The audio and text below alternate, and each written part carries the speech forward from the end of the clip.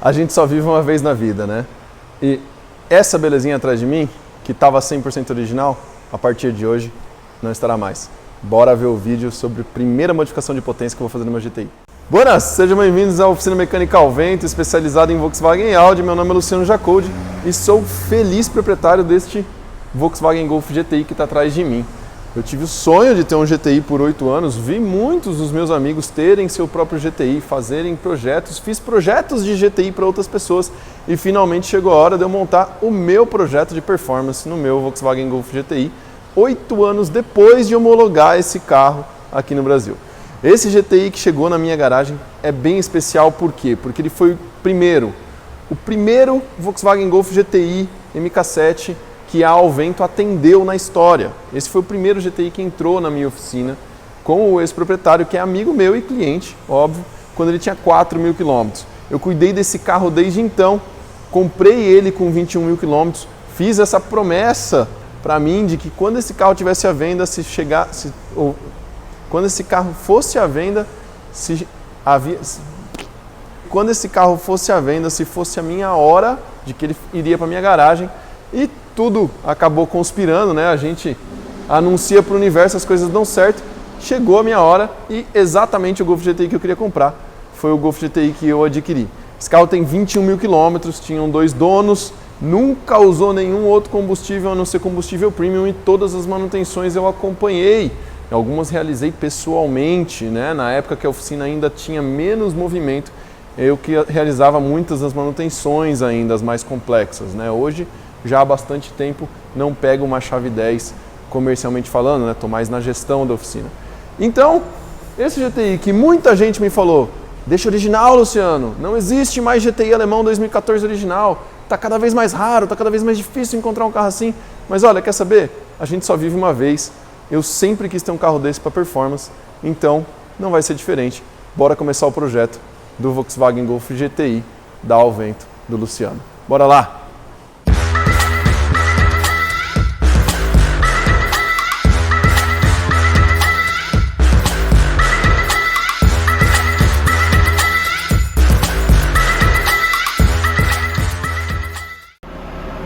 Já estamos com o modo de inativado aqui, 80 graus de temperatura, já medi em quarta marcha. Bora medir esse carro original. Vai.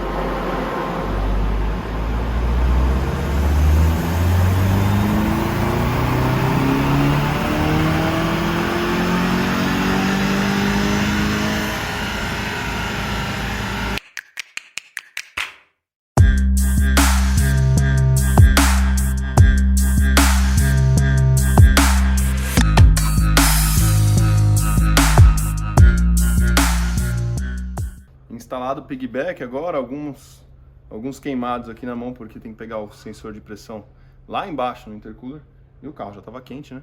E nós vamos ver agora o teste de potência do piggyback versus o carro original. E depois vocês vão ver o teste de potência do piggyback versus o remap que a gente vai fazer, estágio 1. Primeira puxada com o piggyback, observe o valor de som na hora que eu estiver acelerando em máxima rotação, em máxima carga.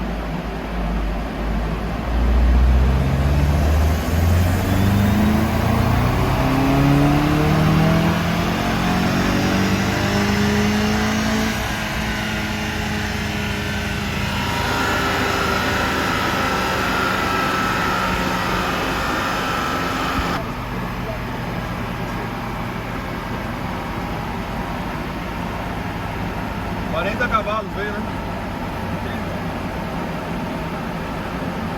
A outra 208, 211, né?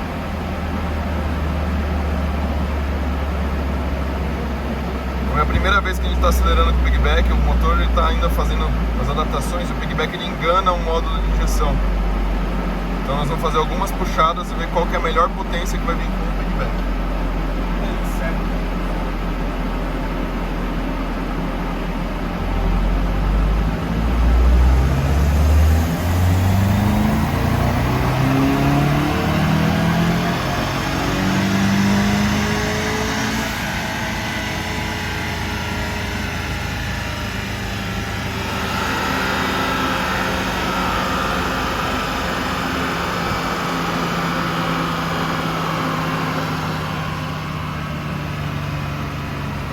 cerca de 30 cavalos no carro. Seguinte, turma, acabei de tirar o piggyback, tá, do carro, a gente mediu. Pontos a serem considerados: a sonda lambda em carga máxima, ela continua na casa de 1 acima de 1, 1.02, 1.05, vocês podem ver no vídeo, é rapidinho aí, dá pra ver no relógio. Isso não é muito legal, porque a mistura está muito magra com pressão máxima, com carga máxima no motor. Por isso que no longo prazo você pode ter um sobreaquecimento de câmara de combustão, porque você está com um pouco combustível, com o carro com muita carga. Por quê? Porque os piggybacks não mexem na parte de sonda, em correção, né? Então o carro continua achando que a pressão está baixa, porque ele está enganando os sinais, né? Ele continua achando que a pressão está baixa e ele deixa a pressão vir, deixa a carga vir, o carro dá potência, mas não está alimentando de maneira correta. Resultados, chega aí para vocês verem. Com o piggyback é importante a gente observar que aqui está sem correção nenhuma, tá? Correção igual a 0,1. Tivemos aqui, ó, um pico de 244 cavalos, tá? Com piggyback de roda e um pico máximo de torque na casa dos 38. Esse foi o resultado. Aqui o que vocês estão vendo, a curva vermelha é a melhor curva do piggyback versus a melhor curva do veículo original, 100% original, tá? Que a gente tinha aqui 210 cavalos de roda no veículo original. Então você já vê aqui, ó, uma melhora em torque, em altas rotações, naturalmente, e a potência que ela se destaca, só que ela se destaca aqui, ó, a partir dos 3.500 RPM. A gente vai comparar esse resultado aqui com o resultado do carro Stage 1, né, com o nosso remap, e vocês vão perceber as diferenças das curvas entre original, piggyback, e a gente espera que o Stage 1 esteja aqui em cima, né, com um resultado maior de potência e com um resultado de torque um pouco mais linear, né, não tendo essas diferenças, legal? Então, minha opinião, honestamente, o piggyback eu não acho que ele valha tanto a pena, tá, pessoal? Ele é rápido de ser instalado, realmente é fácil, né? A não ser que o motor esteja quente, que aí vocês vão ver que meu braço até queimou aqui. Foi complicado pegar o sensor de boost, né? Que é lá embaixo no geração 3. Ele é rápido de ser instalado, ele traz um resultado até que relativamente bom. Ele é mais caro que um remap de Stage 1, né? Sem outras modificações mecânicas. E a vantagem que todo mundo fala é que ele não tira garantia, né? Mas hoje, se a concessionária, se a fábrica quiser lhe culpar por uma quebra mecânica, ela comprova que a pressão máxima do carro ficou acima do programado, tá? Ela consegue pegar isso através de um log, né? Pegando qualquer pressão máxima que a injeção já registrou. Se ela percebe que essa pressão máxima é maior que a programada, ela pode sim vir a culpar você do carro perder garantia da mesma maneira, tá, pessoal? Então, honestamente, pra mim, não vale a pena. Acho que já deu, né? De ver esse carro original na vida, bora fazer um remap nesse carro e começar a brincadeira.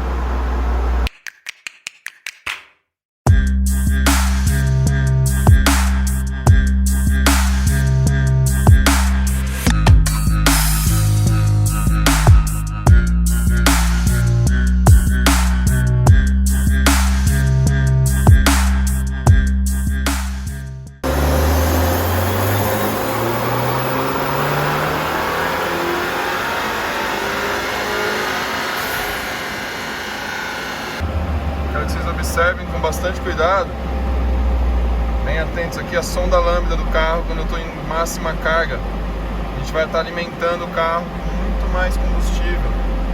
O carro não vai estar parado ali em 1, mas abaixo deles o tempo inteiro.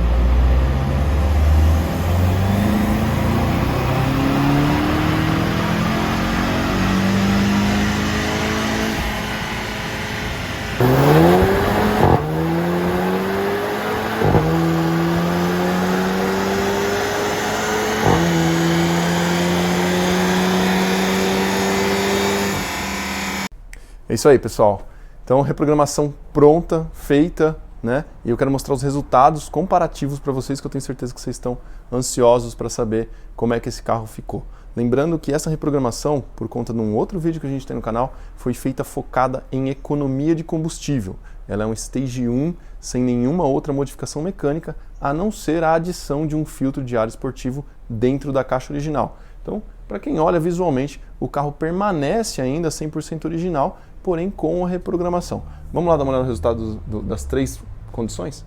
Então tá aí, pessoal, esse resultado que vocês estão vendo na tela é o resultado do carro 100% original. Então a curva que vocês estão vendo aqui, ó, em verde escuro é a curva de potência e a curva verde claro é a curva de torque do carro. A gente fez várias passagens, né? Essa foi a melhor passagem de melhor medição. Máximos de 211 cavalos na roda com 35 kgf de torque. O carro deu 100% original. Lembrando que esse teste foi feito com gasolina Octa Pro no tanque. Esse veículo ele nunca usou outro combustível, a não ser combustível premium. Pode um Octa Pro. E esse é o resultado do carro que a fábrica divulga 220 cavalos de motor, mas que ele apresenta para nós um resultado de roda aqui de 210, 211 cavalos. Nós fizemos o teste, então, com o piggyback, com aquele remap pronto de chicote que foi instalado. O resultado do piggyback ele trouxe 244 cavalos de roda, mas apenas 37, quase 38 de torque. Vocês percebem que o piggyback ele tem uma alteração principalmente de pressão de turbina a partir aqui das 3.500 RPM, que é onde ele começa a descolar da curva original, então trazendo aqui a potência no máximo aqui de 244. Tá aqui, ó, o pico de potência dele em 4.800 RPM. E o torque, ó, ele fica até meio sujo, que a gente chama a curva, né? O carro ele está tentando se compensar de acordo com o sinal que o piggyback engana a central. Mas ele não traz aquele prazer ao dirigir que o remap, mesmo o Stage 1, traz. Por quê? Vocês estão vendo que o torque inicial aqui, ó, ele não ficou diferente do torque original, que era o verde. Ele só começa a manter um pouco de torque, porque ele aumenta a pressão de turbina a partir das 3.500 rotações, para trazer aqui cerca de 4 kgf extra de torque no carro, tá? Batendo aqui, ó, 38. Lembrando, sempre sem correção estamos utilizando, tá, pessoal? Sem correção. E aí, a melhor medição do nosso Stage 1 foi essa daqui. Essa em vermelho foi a curva de Stage 1. Eu primeiro vou comparar ela para vocês aqui, ó, com o carro original. Então, olha só. No Stage 1 a gente já consegue ver aqui, ó, a partir de 2.500 RPM, um torque muito maior disponível pelo carro e ele se estende por toda a faixa de uso do veículo. E a potência descola junto com o torque, aqui em 2.500 RPM. Ao contrário do que a gente viu com o piggyback, que era lá em 3.500. Então você tem 1.000 RPM de uso aqui, muito mais útil para quem utiliza o carro no trânsito, né? Olha só a potência máxima que apresentou para nós. 255 cavalos, tá? Peguei exatamente o mesmo ponto aqui por sorte. E o torque máximo nesse pico aqui, ele veio de 44 kgf de torque. É aquela arrancada, aquela agilidade que o carro ganha em baixa rotação, né? Aqui antes dos 3.000 RPM você já tem todo o torque disponível. E novamente, o torque permanece por toda a faixa de rotação, a potência descola junto com o torque e não para de crescer em uma potência muito mais suave. Vocês percebem que, vou comparar ele aqui agora com o piggyback, ó, tirar a curva original e vamos comparar com o piggyback. Olha só como o torque do piggyback tem uma variação, né? E ele não traz a diferença de torque desde os 2.500 RPM aqui, ó. Então, os 2.500 RPM, o remap já traz um resultado muito mais imediato para o uso civil, né? Porque utilizar o carro aqui acima das 5.000 RPM é só em questão de estrada e aceleração máxima, plena, né? Em plena carga. Quando você está usando o carro na cidade, você vai usar esse torque disponível aqui, ó, entre 2.500 e 3.000 RPM, 3.500 RPM, o tempo todo, que é o que faz o carro ficar mais ágil, tá? E lembrando, principal, a sonda lambda usando o piggyback, ela não saía da faixa de 1 até 1.05 ela chegou a atingir, ou seja, uma mistura muito pobre. Quando a gente entra numa faixa de carga máxima, vocês viram ali pela medição nossa do relógio, de que o carro estava com a sonda em 0,85, ou seja, eu estou alimentando o carro, estou dando combustível suficiente para o carro refrigerar a câmara de combustão e evitar quebras, tá, pessoal?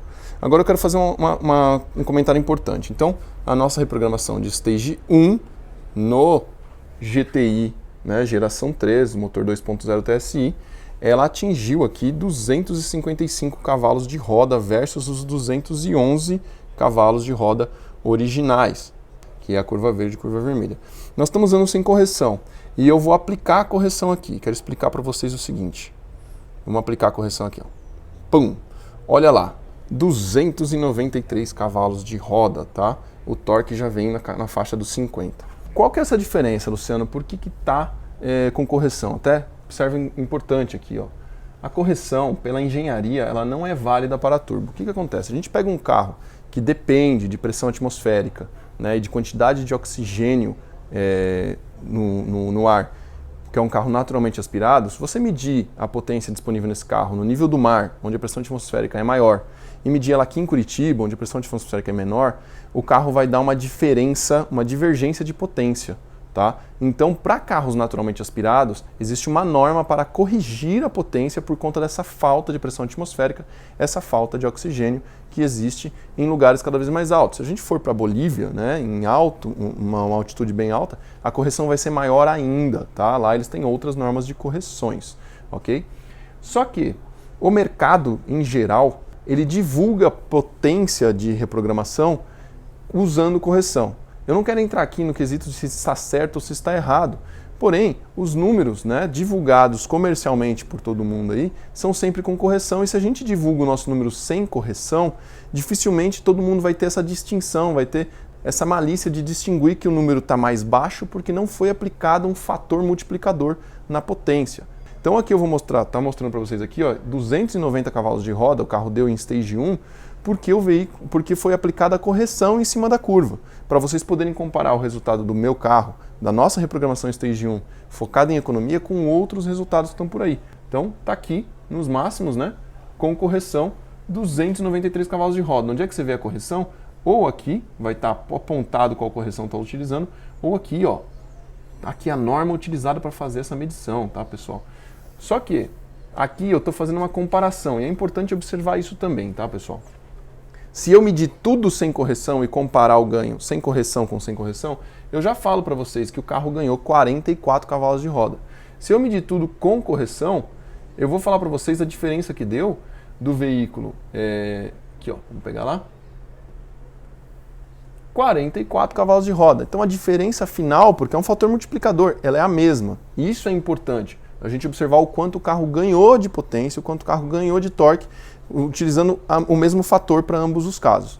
Então por que a gente divulga de vez em quando com correção? A gente divulga, na maior parte das vezes, na verdade, com correção para que vocês possam comparar o resultado da nossa reprogramação com o resultado de outras oficinas. Então esse foi a primeira reprogramação que eu fiz nesse meu GTI. Estou bem feliz e eu estou louco para sair daqui e dar um rolê.